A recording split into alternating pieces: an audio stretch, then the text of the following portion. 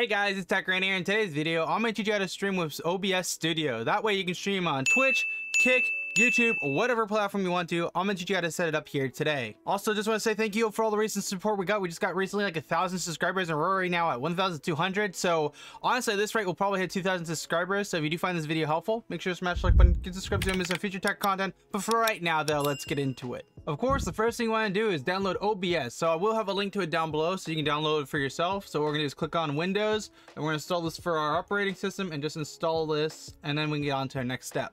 Now that OBS is installed, we can now open it up with our taskbar. So when you have OBS set up, what you're going to see is, of course, you're going to have access to just a scene, and that's your scenes and then your sources. And now keep in mind that your scenes are going to be like an area where you keep your sources for like your webcam, gameplay, and all that jazz. So if we were to actually add a webcam, all we have to do is right click in here, add a source, add a video capture device, and then of course you can name this camera if you want to, but for me, I'm just not going to do that. So you can see right here, you see my USB capture device is being picked up. So if we want to add that in here, we of course can add it. Now of course you're going to see it's like to the side over here, which of course I have like set up like that because it's one of my backup cameras. And you can actually grab the corners of this, drag it around whatever way you want to, and that way you can fit it into your gameplay for your scene, so that way you can have your gaming on it. Now, for the actually adding a gameplay for yourself, what you want to do is go to display capture. Now, this is as if you're on a single PC setup, meaning that you don't really have another capture card from your other stream PC go into your gaming PC. And if we were just to add this, it should just prioritize whatever monitor you're using, which is the monitor you can see here. And now you can see I have, of course, my gameplay. Now keep in mind that when you actually have sources set up, imagine the sources as a burger. Your top of your bun should be your webcam, and anything below that, of course, the very bottom of your bun is going to be your gameplay. So what we're going to do is drag this gameplay and put that below. And with that, we got a pretty good setup going on for our OBS.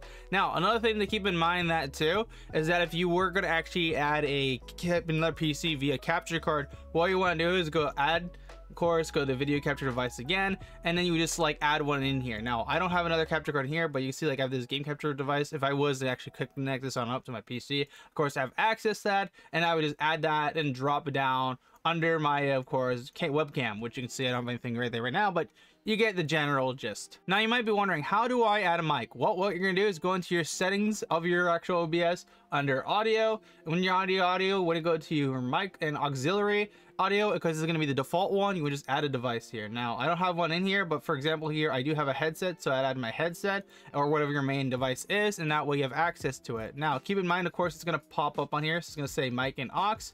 And of course, what you want to do is actually add a filter to it so it doesn't peak or anything. So we're going to add this, and we're going to right click in here and add a noise gate. And what the noise gate will do is that if your audio is clipping or going above, it'll actually make it so that when you stop talking, you won't see it actually like have a buzz effect. A buzz effect is similar to the one you're actually going to see here on this.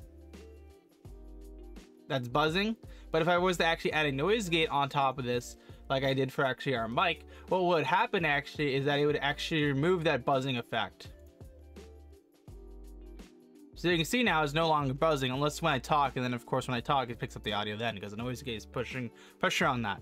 Now that you got your gameplay and your mic set up, you might be wondering, how do I stream to Twitch? Well, we got to set up your settings first. The first thing we need to do is actually do a speed test. I will of course have a link to it down below. What you want to do is go on Google, look up speed test, or use the link in the description down below, and you get this tab right here. We want to run a speed test, and what we're looking for is to see if our upload speed is greater than 6 megabits. And the reason why we want that is because the recommended Twitch settings recommend you have 6,000 bit rate to actually stream to Twitch. Now 6 megabits is 6,000 bit rate, and if you have below that, I'm going to recommend some different settings so that way you can still stream to Twitch either way, but it's not going to be at 1080p. And of course you can see right here I have overkill. So let's go into the best settings possible to streaming to Twitch. So the first thing we're of course going to do is go into our settings. Under settings we want to go to output, and we just want to change this from simple mode to advanced.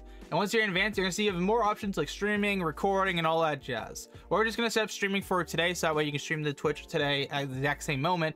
And we're gonna change our video encodec. Now, most computers have the CPU encodec, which is X264. You will have also a GPU encodec, and if you do have an NVIDIA GPU, of course you have NVENC, and you wanna enable this. If you have a Radeon GPU, you wanna use that. Now, once we're in here and we know we have more than 6,000 megabits for actually upload speed, we want to change our bit rate from 2,500 to 6,000, because that is the best setting for streaming at 1080p. Now, of course, we can leave our intervals the same. We can leave our preset the same. Our tuning is fine, high quality, look ahead, all that jazz. You can leave pretty much everything else the same. If you want to enable look ahead, go for it. This is more for like an FPS game. So let's say you play CSGO or something like that, Fortnite. You can enable that. We'll just it'll skip ahead and see what frame's gonna look next, and that way it looks a little bit more crisp. But that's if you want to or not. For me, I'm not gonna enable it here today. And what we want to do now is go into our video settings, and what we're going to do is have our base canvas as 1920 by 1080, and of course we want to have our output canvas as 1920 by 1080. But honestly, I would recommend just do 720 since you're not affiliated on Twitch yet, or your partner. It's not really worth streaming at 1080p. However, if you are affiliated on Twitch, I would change this to 1920 by 1080, but for the time being we're just going to say you don't have it, so 720p.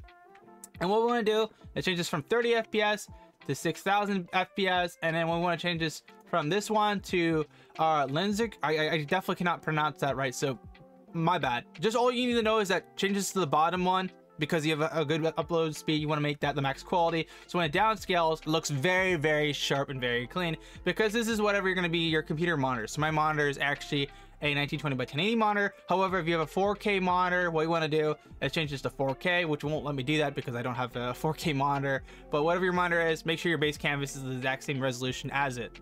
But once you have this setting, you'll be all ready to go to stream to Twitch. Now, keep in mind that if you don't have actually over 6 megabits, what I recommend you do is change this from 6000 to just to 4500, because you're going to be uploading at 720p. It's not going to be as demanding. However, with 4500 megabits, it'll still be crisp, but not as crisp as 7000, because the more bit rate you give actually a resolution, the more crisp it's going to look. Now, of course, streaming doesn't require that much in the first place, so if you want to just do 4500, you can if you have a low bit rate.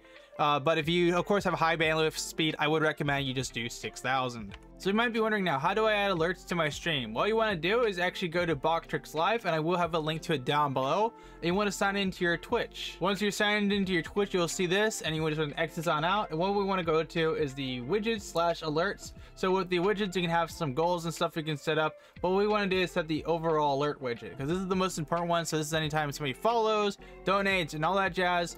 And we can actually mess with this however we want to. However, I'm not going to get too in depth with this. What we want to do is just copy this URL and then paste it actually into our OBS by first adding a new source under browser source. Then we can call this alerts if we want to. I'm not going to call that for the time being. And we can just paste this on in. And let's just change this to 600 by 600. And with that, our alert box is good. So now, for example, here, if we click, we got a new follow. We should see the follow go off here. So you can see, follow went off. It working perfectly well. Now we're on to the final step for streaming on Twitch. What you need to do is get your stream key. So what we're gonna do is go under stream. We're gonna go to Twitch. Of course, we're gonna use our stream key. And all you have to do is go to your Twitch. So once you're on Twitch, what you want to do is go under your user. We want to go into settings. Once you're in settings, channel and videos. And when we're in here, what we want to do is click on stream. Now, when we're in our stream area, what we want to do is copy our stream key and paste that actually into our stream key area on OBS. Once you have that and applied, you can finally start streaming with those optimal settings on Twitch. If you guys did find this video helpful, then you might want to check out this video next, which goes over a $30 capture card. If you don't want to buy an expensive Elgato one, this can only cost you $30, and it's honestly really good.